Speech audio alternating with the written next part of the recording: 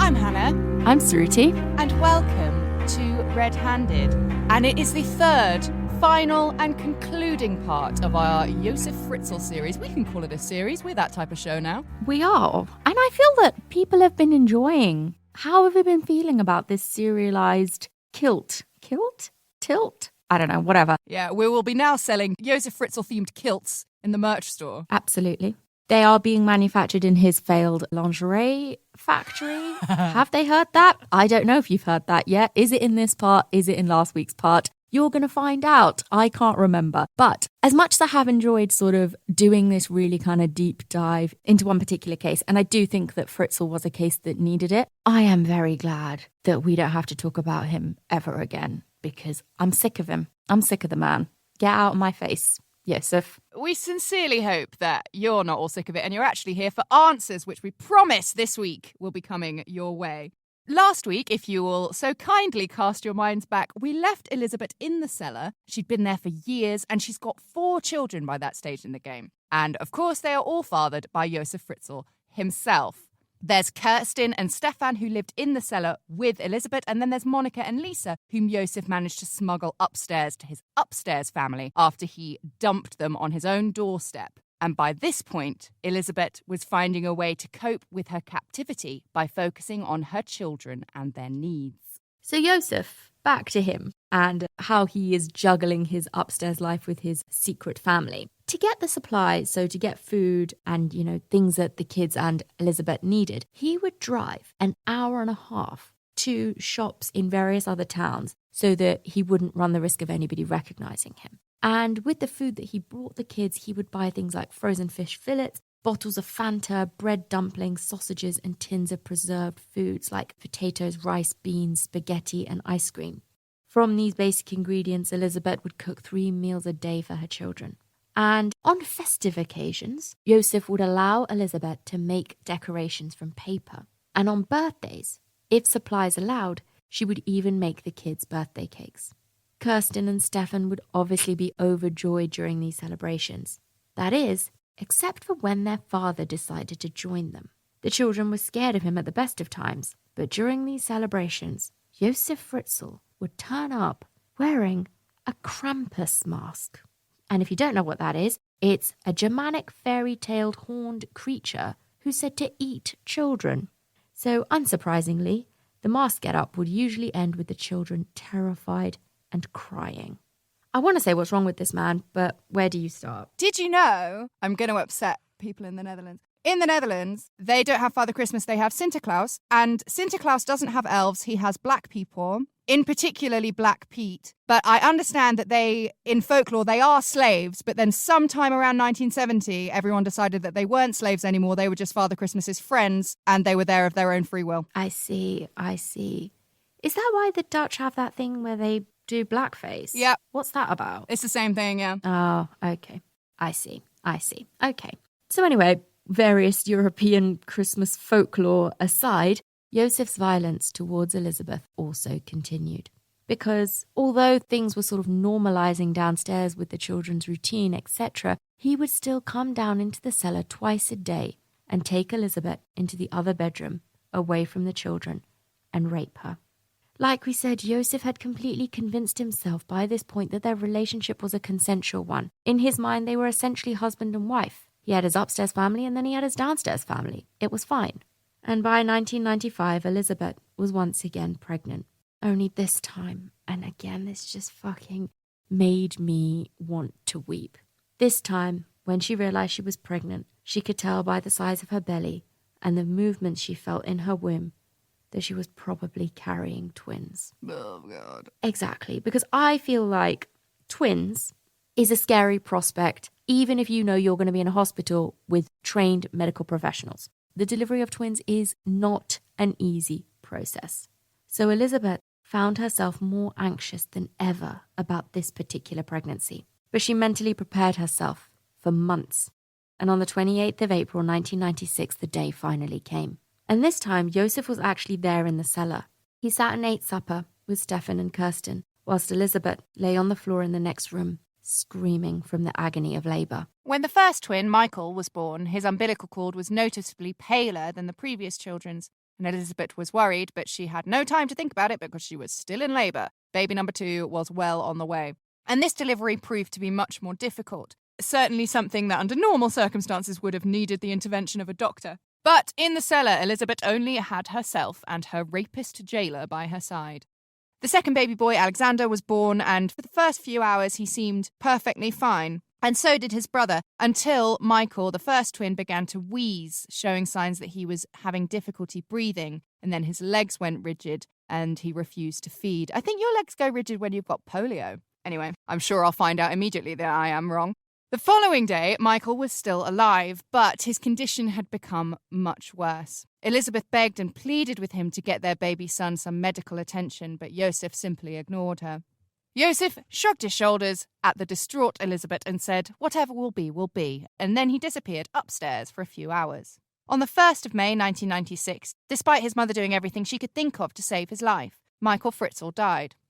And for 24 hours, his tiny, pale, rigid body stayed wrapped in a blanket next to Elisabeth. The following day, Josef returned to the cellar, picked up his dead newborn son, and threw the body into a furnace, incinerating it. And Josef said to Elisabeth, perhaps he would have been disabled. Who knows? Maybe this was a good thing. And I know he's done a lot of fucking horrendous things by this point, but I don't know, when I read that about him picking up Michael's body and just throwing him into the furnace in front of Elisabeth, it shocked me. And I don't know why I was shocked at this point, but it did.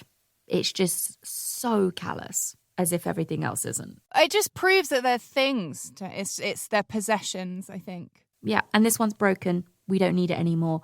Chuck it, get it, like whatever. It's gone. Forget it. Move on. Yeah, I certainly can't bring it upstairs. I can't be bothered to look after it. Exactly. And so another year passed, and on the 3rd of August 1997, yet another child, the third, in fact, that was found on the doorstep of the Fritzl family. This one was Alexander, their surviving twin, and he was now 15 months old and had a full head of blonde hair. Alexander would grow up to be told by everybody who knew him that he was the spitting image of his grandfather, Josef. Yikes. Multiple yikes. Absolutely. So once again, social services arrived at the Fritzl house and deemed Rosemary and Josef fit to care for this child, whilst the police attempted to find Elisabeth. This is just fucking unbelievable. By this point, just 3 kids have randomly turned up on the doorstep and none of them have been DNA tested. They're just like, oh, okay, we believe you that these kids are coming from Elisabeth, your fucking cult-addled daughter. It's just remarkable. And we say that the police were attempting to find Elisabeth, but there's no evidence that this is what the police were doing. And there's no evidence that they even examined the note that had been left with Alexander this time. It was as if they'd given up looking for this mysterious cult member who would just magically drift onto the busiest street in Amsterdam, dropping off her babies unnoticed whenever she needed to. And once again, of course, Josef decided not to apply for adoption with Alexander. Because if instead of adopting him, he kept him as a foster child, he was entitled to €400 a month from the state per child, as he was with the other kids. So for a third time, Josef had managed to fool everybody. And so, as a little treat to himself, he decided that what he really deserved was a holiday. So he left both his families and jetted off to Kenya on a safari trip for 2 weeks. Whilst he was there, he even sent a postcard to a friend telling him how much he was enjoying the discos, the bars, and of course, the local brothels. Josef loves a brothel. He does. He's just, I don't know. I don't even know where to begin. So during this time, back in the cellar, Elisabeth's physical health was beginning to deteriorate, and she started to exhibit health problems of a woman much older than 31. But at the age of 61, the age at which most men might think about retiring, Josef showed no signs of slowing down. He even started a number of new never-to-be-completed projects on the family home. He went on another holiday to Thailand, and he regularly took himself off fishing. He even started a company in the late 90s selling women's underwear. There are people out there who bought pants from Josef Fritzl. Someone's grandma had a Josef Fritzl bra. Not even someone's grandma. This is in the 90s, the mid-90s. Yeah, someone's mum. Fuck, someone listening right now. This is what I keep because it sounds so archaic. Like it's in Austria, you feel like it's in this like castle in the middle of nowhere that looks like Colditz and it's like in the 40s, but it's not. It's the mid 90s. It's fucking mad. Yeah. By the time he starts, the underwear company is in the 90s, but like this is just rampantly progressing into the 2000s. I hate saying the phrase noughties. I hate it. I refuse to say it. I'm going to say the 2000s. Oh, no, I refuse. No, sorry. I remember the first time I heard it on the radio, it was like on fucking Radio 2 or something. I was like, what? No, sorry. We won't be saying it. Absolutely not. Refuse. So, unfortunately, his 90s women's underwear company didn't last very long. It became unprofitable, so he closed it down. And after this, it did seem like he slowed down a bit. Until that was in 2002. When Elisabeth gave birth to her 7th and final child in the cellar. This time it was a little baby boy, and he was born around 10 days before Christmas. Elisabeth named him Felix. And it was after this that Josef, who was now by this point 71 years old, began building something of a property empire.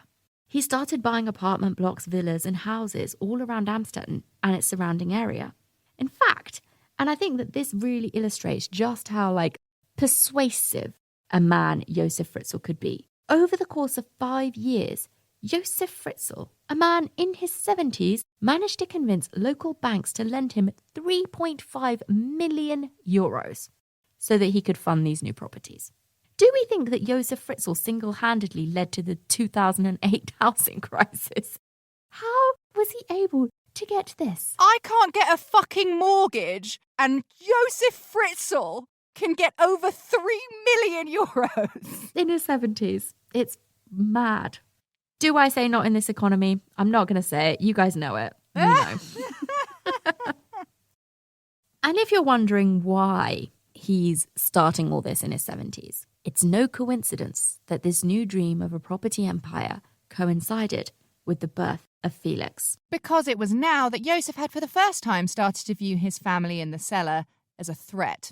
Kirsten was 14 and Stefan was 12, and it wouldn't be long before they were grown-ups, and the potential for a 3-against-1 scenario in the cellar made Josef feel a bit frightened. He was scared that one day his children in the cellar would rise up against him, and this is why he started to plan how he was going to bring Elisabeth and the children out of the cellar and back into the real world without compromising himself. And a part of this plan was to establish an economically viable future for his children, because he is a finance guy at the end of the day. So he went on his property buying spree. Even Josef Fritzl was not deluded enough to think that Elisabeth, Stefan and Kirsten would be able to live and work normally. So he decided he was going to assign each of them a role in his own company after he freed them. He decided that Elisabeth was going to be his secretary, Kirsten could be his cook, and Stefan could be a builder and help him with this property empire that he just bought. But baby Felix was Josef's particular favourite, and Josef planned to groom Felix into his heir and successor. Fritzl was sure that Elisabeth had become broken down by him and that she would never attempt to expose his lie of the cult story. And presumably, he thinks he's going to manufacture the situation where Elisabeth just shows up with these kids like, I'm back, but I can't do anything because I'm so culted now. Been practicing my typing, Dad. I've got Mavis Beacon on CD-ROM, and now I can be your secretary. It just shows, again, the level of delusion that Josef Fritzl has, that he thinks, oh, it's all getting a bit risky down there in that cellar.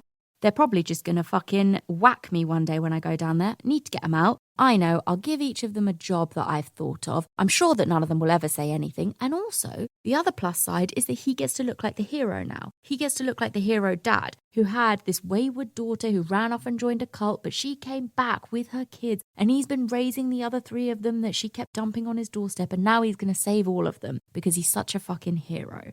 This is his dream. This is his fantasy.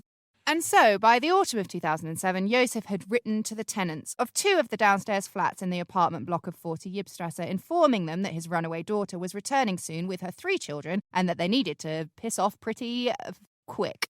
And as soon as they were gone, Josef knocked down the conjoining walls and merged the 2 flats, together creating an apartment large enough for his family in the cellar to call home. Around this time, he also had Elisabeth write another letter, again addressed to himself and Rosemary, informing them that she was coming home with her 3 children. Just like that, I'm just leaving this cult Yeah. and bringing my kids home. I have come to my senses now, and I am returning to the house that I ran away from when I was 18 years old and never, ever, ever wanted to return to. Also, she's supposed to have moved in with her sister, right, when she's 18, and like her stuff was there, and nobody thinks that's weird. Yeah, they're just like, well, she's joined a cult. She doesn't need all her stuff. That's why it's fine. It makes total fucking sense. There's so many issues. So Josef's miraculous reunion that would merge his upstairs and his downstairs family was set to happen at the end of 2008. But in March 2008, Kirsten, who was now 19, had become very ill indeed.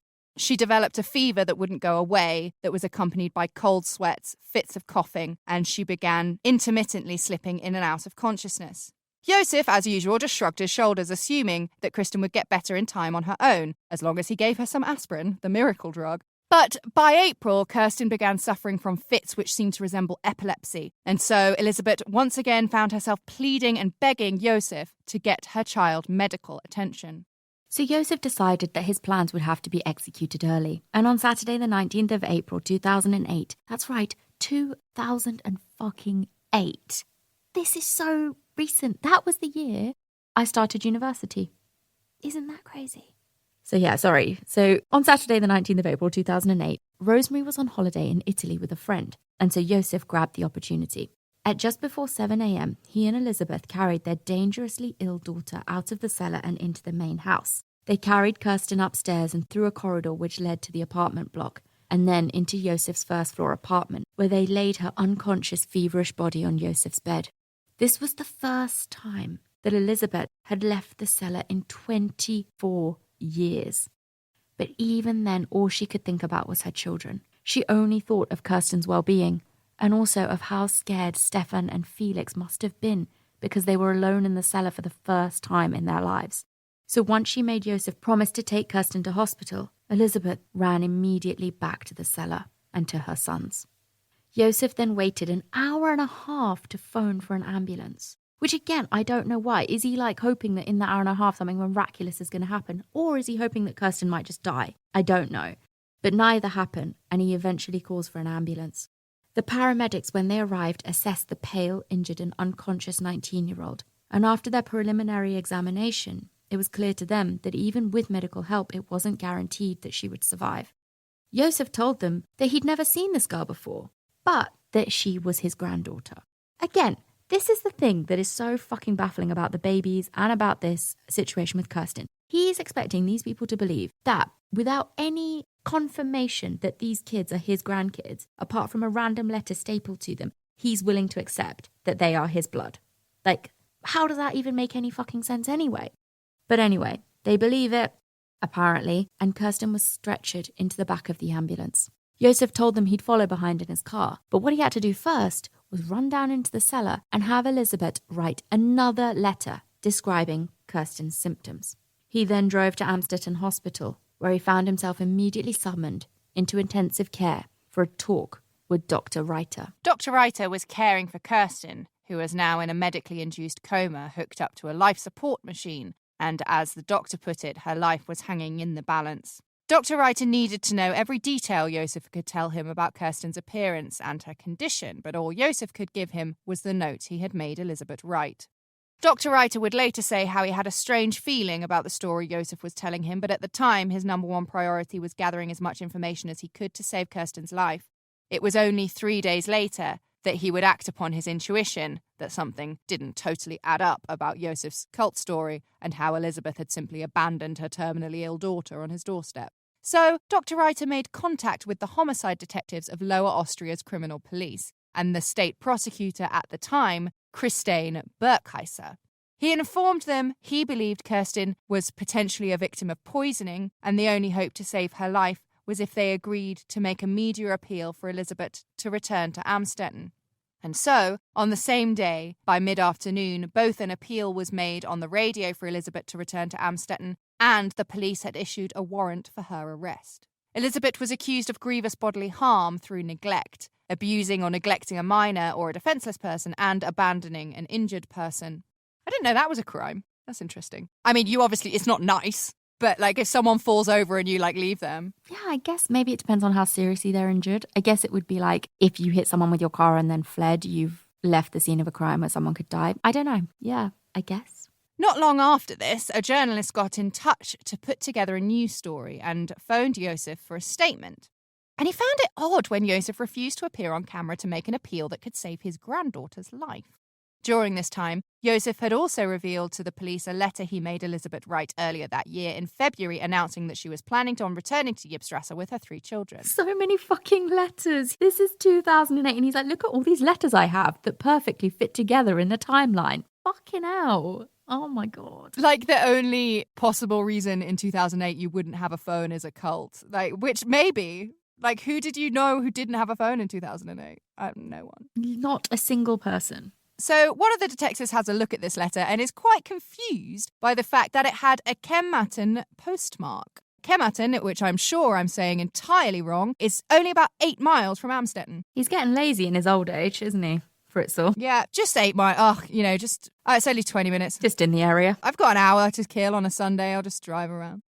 But the connection wouldn't be made until years later. The detective had finally clocked that Josef owned a block of flats in Kematen, so that's why he was there and that's why he used that postbox. No, there's absolutely no investigation going on whatsoever. This is shit, but the detective did, however, collect the most recent note that Josef Fritzl had given Dr. Reiter, the one with all of the symptoms that Kirsten had been suffering from. And he took this letter to a man named Manfred Wolfhard, which is the most Germanic name I can possibly think of. Manfred Wolfhard. Yes, Manfred. I'm here for it. And he was a Catholic Church's local diocese expert on cults and fringe religious groups, which just makes me love Manfred even more. Like, what a fucking cool job. He's the fucking cult expert for the local church. Love it. So, not only had Manfred studied communes and sex since the 1980s, he had also lived very close to the Fritzls in Amstetten. However, this was the first time he'd ever been consulted by the police regarding Elisabeth. So this guy's the local fucking cult expert. He lives down the fucking road and no one had ever spoken to him about the Fritzl case. Also, like, who just has your friendly neighborhood cult expert? Like, who? I know. How does that happen? I mean, maybe everyone has them and maybe there's some sort of cult expert directory that I'm not aware of, but it does seem mad. I mean, if you're not aware of it, that's fine, Hannah. The police, they should have access to that fucking cult expert directory who lives down the fucking road and, like, would have known about this case, as in about the kids turning up and about there being a cult, because it was actually reported in a local newspaper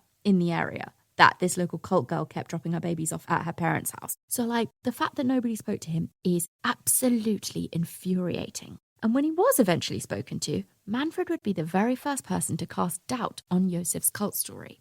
He told detectives it was highly unusual that Elisabeth didn't mention a single detail about the cult that she'd supposedly run off to and been living with for the last 24 years in any of her letters. See, this is Josef Fritzl's downfall, a lack of imagination. He doesn't give them some cult facts, some cult info. He misses all of that out. Manfred was also not aware of any cult, the few that were in existence in Austria at the time, who would happily send away children born into their community in such a way, ill or not. This is such an important point. What sort of a cult would have babies born into the cult, like all those kids, and then allow Elisabeth Fritzl to escape and leave them at her parents' house and then come back? That doesn't make any sense. Cult surely want all the kids kept in the fucking cult, because that's how they grow, right? Yeah, that would be... I would argue that a cult would be like, Elisabeth, you can leave, fine, fuck you, but these kids are staying here. Exactly. Kids are too valuable to cults that this makes any fucking sense. Manfred also advised the police to look deeper into the Fritzl family and Josef, pointing out the only reason anybody believed that Elisabeth Fritzl had run off and joined a cult was on his word from the very start. So it had now been 3 days since Kirsten had been admitted to hospital, and Elisabeth, Stefan and Felix were still waiting in the cellar to hear any news about her condition. But with the increased police presence at number 40 Ybbstrasse and more family members arriving home, Josef hadn't gone downstairs since he made Elisabeth write that final letter. By now, Rosemary had also rushed back from Italy and was splitting her time between Kirsten's bedside and the family home, caring for Monica, Alexander, and Lisa. People in the house would later recall how Josef's behaviour during this time seemed totally ordinary. In fact, he appeared pretty upbeat and spent the days returning to his building work on the house, and also going to view other properties that he was considering buying. The television in the cellar was constantly on, and by chance, Elisabeth switched on the news at the moment that Dr. Reiter was staring down the camera, desperately pleading for the return of Kirsten's mother in order to save her life. The following Thursday, Josef received a phone call from one of the detectives who requested a DNA sample from him in order to be certain that Kirsten was indeed Elisabeth's daughter. And obviously, Josef was not going to allow this. He said he was far too busy and working all day. What else is at the top of your priority list, apart from your dying granddaughter? I think he is so convinced that his way of thinking is logical that he can't understand that this is an enormous red flag to everyone around him. He's just like, I want to do this, so why would I not do it? Absolutely. No, that's a big part of it, for sure, I think. Like what only children are like.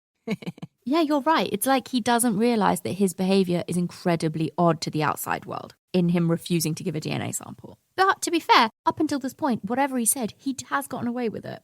Josef spent the next week speaking to his lawyers and told Elisabeth that he couldn't release her until he had managed to convince a lawyer of the cult story and obviously how he convinced the leaders to release her and her 3 children. Because he's the hero, obviously. Yes, quite. And he also wanted to make sure the lawyer knew that Elisabeth couldn't be questioned on her own by the police. And so, just before midnight on the Friday, Josef crept into the cellar and gave Elisabeth, Stefan and Felix a change of clean clothing each. Then he led them through the 2 electronically controlled doors of the dungeon they had lived in for the past 24 years. And then they went through a tiny hole behind the shelf in his workshop, through some corridors and finally into number 40 Yibstrasse. Quietly, Josef led them to a bedroom upstairs where they spent the night, and the following day Josef introduced them, quite casually, to the other half of their family, and the children they'd never met. Around 4 p.m. that day, exactly a week since Kirsten had been admitted into hospital, Josef phoned Dr. Reiter to inform him that Elisabeth had returned from the cult, just like he had said she would. They agreed to meet at the intensive care unit, and to the doctor's disappointment, neither of them were able to shed any more light on what may have been wrong with Kirsten. At around 9 p.m, when Josef and Elisabeth were ready to leave and go home, 2 detectives were waiting for them at the entrance to the hospital, where they arrested Elisabeth. In the eyes of the detectives, this was just a simple missing persons case, and now, with Elisabeth back, it was more or less solved. The first thing they did was separate father and daughter into 2 interview rooms, and they began with Elisabeth, who for quite some time stuck to her father's cult story. But when the detectives told her that if she didn't tell them the truth, they would have to call social services and that she and her children would be separated and the kids would most likely be put into care, Elisabeth reconsidered. She made the police promise that her children would never have to face Josef again. And then she told the 2 detectives everything. Absolutely everything that her father had done to her. And so at 11:15 p.m, Josef Fritzl, who was waiting in the next room, was arrested. And one of the detectives went to Yibstrasse to pick up Felix and Stefan. The following day, the police collected their DNA sample from Josef. In an interview, the detective who went to pick up Stefan and Felix from the house spoke of how heartwarming it was to watch Stefan marvel at the streetlights and the roads and the cars and the other people. Apparently, he pointed at the moon and asked the police officer, "Is that where God lives?" No, I can't go. It's so fucking awful. It's like in Room when the little kid sees the dog and I'm like, oh my God, fucking, I can't. I need to go lie down. So by the following Sunday, Yibstrasse was of course crawling with camera crews, journalists, paparazzi, and media helicopters buzzing overhead. Because again, we're going to remind you, this is in 2008, people. So yeah, media helicopters everywhere, press absolutely everywhere. Apparently at this point, a picture of Elisabeth or any of her children was going for about 300,000 euros. But, of course, by this point, Elisabeth was no longer at number 40. She, along with her children and Rosemary, were being cared for at the Amstetten Mauer Clinic, a psychiatric and medical facility just 5 miles away, and it was being pretty heavily protected by police. Apparently, they had all gotten on quite well for the first couple of months. This means like Elisabeth, the kids, and Rosemary. But Eventually, Elisabeth began to dislike how Monica, Lisa, and Alexander would call Rosemary Mama, and she asked Rosemary to leave. I think there's also going to be an element there where she knows that Rosemary was scared of Josef and all of that, but I think that resentment would still have been there from Elisabeth. Oh, 100%. And also from Elisabeth's point of view, like, yes, Rosemary is also a victim, but from Elisabeth's point of view, it's her mum and she didn't help her. Exactly. Absolutely. So after all of this and after Josef had been arrested, he had reluctantly given the police the codes for the electronic doors to the cellar dungeon. A forensic team had then entered that Sunday evening, but the air was so foul, they decided to work in 3-hour shifts. These are people who are probably wearing protective gear and are used to doing this kind of thing. Elisabeth and her kids were living down there for decades, and these people were going down in 3-hour shifts because it was so disgusting. And among the many disturbing things that they found down there were Rohypnol tablets, 2 pairs of handcuffs, a leather whip, 2 colour photos of an unknown girl sitting naked in one of the bathtubs of the apartment block, 2 more nude photos of unknown women, a variety of sex toys, a typewritten story entitled The St. Bernard, which described a young widow's sexual relationships with a dog, a 10-page long sadomasochistic questionnaire titled Imaginary Conversation Between a Whore and a Slave. Oh, fucking read 100 Days of Sodom, have you, dickhead? Like, that is the most, like, I'm doing an art degree and, like, it's all about, like, incest. Like, fuck you, I hate it. He's a dickhead. I fucking hate him.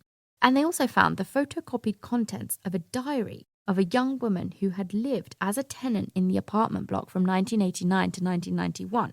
So this again shows Josef Fritzl's kind of like peeping Tomery voyeurism, breaking in and stealing stuff. Like he must have basically crept into this woman's apartment when she was out and photocopied her diary.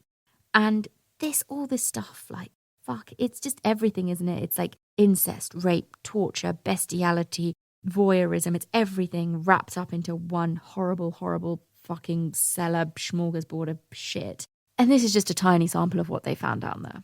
It's horrendous. People were obviously horrified by the discoveries and wanted the police to take accountability. But every time they were questioned by the media as to whether they should be held responsible for Fritzl having been able to keep his daughter and children locked up in the cellar unnoticed for 24 years, the lower Austrian police would deliberately misinterpret the question or just sidestep it altogether. And Fritzl didn't really take much responsibility either. When Josef was first cross-examined by the state prosecutor Christine Berkheiser, he told her, quote, "I'm no monster. Kirsten would not be alive today if it wasn't for me. I made sure she got to hospital. I could have killed them all." Great. It's like when people are like, oh, well, I could be cheating on you. I'm not doing that. So take everything else. Josef even claimed that he'd originally locked Elisabeth up because she'd become a paint-sniffing drug addict and he was saving her from herself, and then went on to claim that it was her who came on to him and that their relationship had been totally consensual from the beginning. I mean, obviously, it's unimaginable, but like the way he's qualifying fucking his daughter. Yep. And this is the thing. It's like, we know that it's not just the delusional side of his brain that is driving him to think that he isn't a monster. Like we said, nobody's a monster in their own story, because he's outright lying.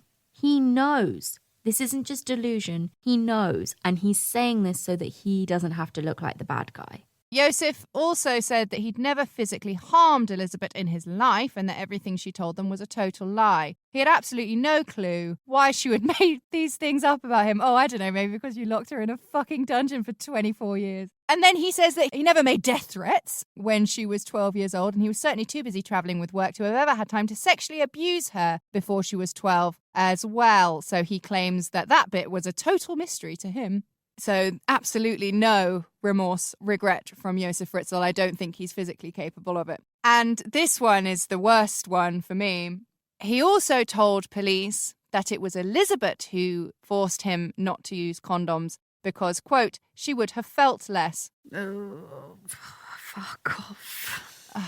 Like, it's amazing, isn't it? How people can just not take responsibility for literally anything. He also told police that he'd never hit the children. He'd just play fight with them to teach them self-defense because of all of the mountain lions that are coming into the dungeon. I just don't even fucking know what to say, because I don't know. You've been caught red-handed. Am I going to say it? Yes, I'm saying it. He's been caught red-handed with the fucking family locked in a fucking cellar. And he's like, no, it wasn't me. She was totally into it. My God. When he was asked what happened to baby Michael, he told them that Michael was born dead and therefore nothing could have been done about it.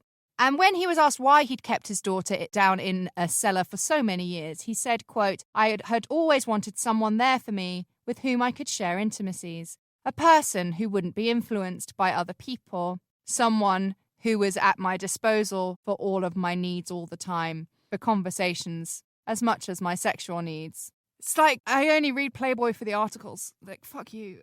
And he also said, if she hadn't taken drugs, she wouldn't have been locked up. So it's all her fault. Yeah. The babies are her fault. She's in the dungeon because it's her fault. And he's a really good guy. A disciplinarian, in fact. Yes. A good, solid father trying to lead his wayward daughter in the right direction until she raped him, almost, really. And she was the one who wouldn't let him wear condoms. Fucking hell. What is an adult man supposed to do when they are being come onto by an 18-year-old who is their child? What else could possibly have happened in that situation, even if it was true, which obviously it fucking isn't? No, there's obviously no other option that he could possibly have taken. There is also absolutely no fucking evidence anywhere whatsoever at all to suggest that Elisabeth ever took drugs. In fact, the investigators had enough evidence to tell them that everything Josef Fritzl had told them was a complete and utter lie. The state prosecutor used a number of expert witnesses to fight their case when it came to trial. Among these were the following: the psychiatric report on Fritzl, a neonatologist's assessment of Michael Fritzl, so the little baby, one of the twins' deaths, who concluded that Josef could have saved his life and was therefore guilty of murder or manslaughter. And also, finally, a specially commissioned report from a man named Peter Capecchi, who was an engineer. So this one's particularly interesting. So essentially, Peter's job for the prosecution was to assess how well the cellar would have been soundproofed, if at all. People obviously thought that the cellar was completely locked down. You couldn't hear a fucking thing because everybody thinks that Josef Fritzl is a genius. However, that's not exactly what Peter found, and we're going to talk about that in a second, but bear in mind when we tell you the following, that these results were never used in court or ever discussed in public. I don't know why, but they just weren't. So Peter tested the cellar's acoustics from the ground floor apartment, and his findings were clear. Banging a fist on the rafters, very audible. Banging broom handle on ceiling, very audible. TV, just about audible. Radio, just about audible. Chairs moving, very audible. Cries for help, audible. Fists on wall, very audible. Knocking and cries for help, very audible. Knocks on ceiling, very audible. Knocks on entrance, very audible. So a lot of the stuff that they were doing down there was very fucking audible. Everyone, like we said, had just assumed that nobody had heard anything, but this isn't what Peter found. And it painted a rather horrific scenario. Because remember, there are tenants that were living on the ground floor over the 24-year period of Elisabeth and her children's imprisonment. And now, actually, many of them say that they could hear mysterious banging and screaming from the cellar below. But they chose to ignore it. And this is the thing, we're going to say it again, Fritzl is no genius, he's no criminal mastermind. His neighbours knew that he was a violent man who was violent towards his wife and children. He was also a convicted rapist, and most people in that town also knew that. I just don't know why people didn't ask any more questions when a man like this, teenage daughter, who ran off already once to Vienna at the age of 16, then disappeared 2 years later to join a cult, and then abandoned 3 children on his doorstep. Why nobody asked any more questions about this? Josef's neighbours saw him on countless occasions going into his cellar carrying groceries and a torch in the middle of the night. His daughter had sent letters home which had been posted from towns within 5 miles of Amstetten where Josef owned properties, and still the police either couldn't put 2 and 2 together or just refused to be bothered to do their actual jobs. And it also makes you wonder about Rosemarie too. We'll never really know how much she knew because the police decided she was too fragile, so she was never actually formally interviewed by police. Ever. And they also clearly didn't need her. And they didn't really need her to be interviewed because the prosecution had a pretty easy case to fight here. The very existence of the cellar, along with the evidence of the forensic teams had collected there, was enough to incriminate Josef beyond any doubt, reasonable or otherwise. Like, there is no doubt. It's black and white, I think. However, the problem they had was how to make sure that he faced a life sentence, because anything less would, of course, be unacceptable. At the time, Austrian law carried only a 1-year sentence for incest and a maximum sentence of 15 years for rape.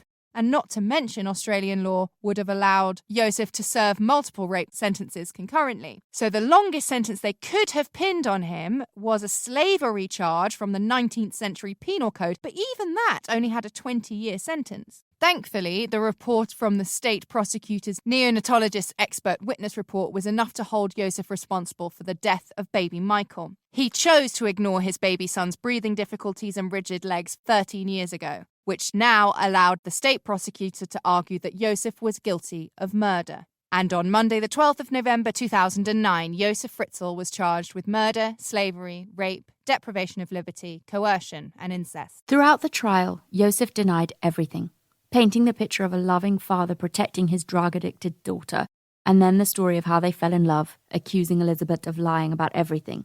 That was until Elisabeth's video testimony was played in the courtroom, in front of Josef. When he saw this, something happened in him. He visibly broke down. He cried, and the following day he confessed his guilt to the judge. He confessed to everything his daughter said, and he said that it was all true, and confessed that he should have saved his son's life. According to Josef Fritzl, it was only when he watched Elisabeth's testimony that he realized how cruel he had been to her, and he said that he had just never realized it before. At trial, the court also heard from Dr. Adelheid Katzner, who had interviewed Fritzl 6 times. And if you've watched a documentary on Fritzl, you've probably seen her too. As Dr. Katzner made her statements to the court, some journalists noticed how a usually still Fritzl began twisting his fingers awkwardly. Dr. Katzner spoke of how she believed Josef Fritzl's sexual behaviour and compulsion to dominate women was a way of him compensating for the defencelessness and humiliation he felt as a child. She went on to say that Josef was indeed responsible for his actions, but he did have a severe combined personality disorder and a very thin grasp of the gravity of his crimes.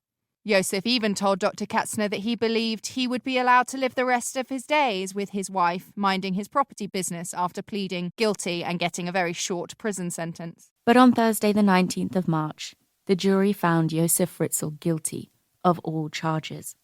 And he was imprisoned at the psychiatric unit in Garston Prison, just a 40-minute car ride from Ybbstrasse. And this year, so in 2020, Elisabeth Fritzl turned 54 years old. And today she lives in the Austrian countryside with her children. And I did look into this a little bit, and I just thought this was really cute. So the village is only referred to anywhere as Village X. And the people of the village really take such good care of Elisabeth and her children. Sources say that aside from the CCTV that surrounds her house that's constantly monitored by police, so if anyone who is a stranger approaches the house, the police are there immediately and you're going to get arrested.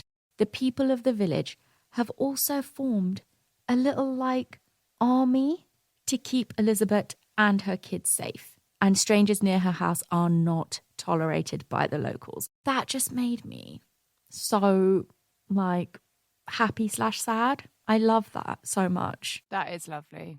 Apparently on Antiparos, where Tom Hanks lives, all of the locals are like, get away. Oh. They're all really protective of him. I like Tom Hanks. I hope we don't ever find out something horrible about him, because I like him. That's all the evidence I needed. And also, another Hannah's Classics Corner fact about Antiparos, it is the island where Polyphemus the Cyclops lived in the Odyssey. Oh, the one that they blinded. That's fun. Cool. Anyway, sorry. So yeah, nice things. Elisabeth and her children are being very well looked after. And if you remember, obviously, they lived in that cellar. Elisabeth was in that cellar for over 2 decades. Her and her children came out from there broken and sick. The children had never seen or felt sunlight on their skin. Kirsten was 19 years old. I mean, it's just unbelievable to even imagine. But the good thing is that we can say that since then, all of them have come so far. Apparently in 2009, and this is some other good news, so everyone listen up, Elisabeth even found love. And she found it in the most kind of Hollywood way, in the most Whitney way, with her bodyguard, a man named Thomas Wagner, who was assigned to protect the family shortly after they kind of moved from the hospital they were kept in into the house that they now live in. And I just thought that was really adorable. And also, get it, because Thomas is 20 years younger than Elisabeth, which I was like, yeah, girl. Ooh, Glad I. Yes, get it. And the kids are all now in school and they're apparently all doing really well. And also the relationship that was originally quite fractured between the kind of upstairs kids and the downstairs kids has also improved over time. And, you know, obviously there was going to be difficulties because just they didn't really know each other. They didn't spend that much time together. But apparently also there was a huge feeling of sort of survivor's guilt from the children who had lived upstairs, who hadn't had to endure what Kirsten, Felix and Stefan had been through. And you can understand that, like looking at your siblings, knowing what they went through and knowing that you didn't, it would have made it very difficult for them to bond and relate. But happy to say that it seems like they've come through that. So that's nice. Something else that we thought was quite nice was after the news broke about what happened to Elisabeth, Natascha Kampusch, another Austrian girl who was kept prisoner by a man and who was only found 2 years before Elisabeth, donated 20,000 euros to Elisabeth, which is nice. I mean, that's not peanuts, is it? That's a significant amount of money. I love it. I love it. And I actually just watched, because, you know, why the hell not? The other night, I just watched the Natascha Kampusch documentary that is on Netflix. If you haven't watched it, it's definitely worth a watch. I think Natascha, like Elisabeth, is so incredibly strong. What she went through, how she escaped, and she really, you know, took the media on as well. And that's how she did earn so much money and she was able to donate it to Elisabeth. So definitely would recommend that if you've got the stomach for it after this 3-parter.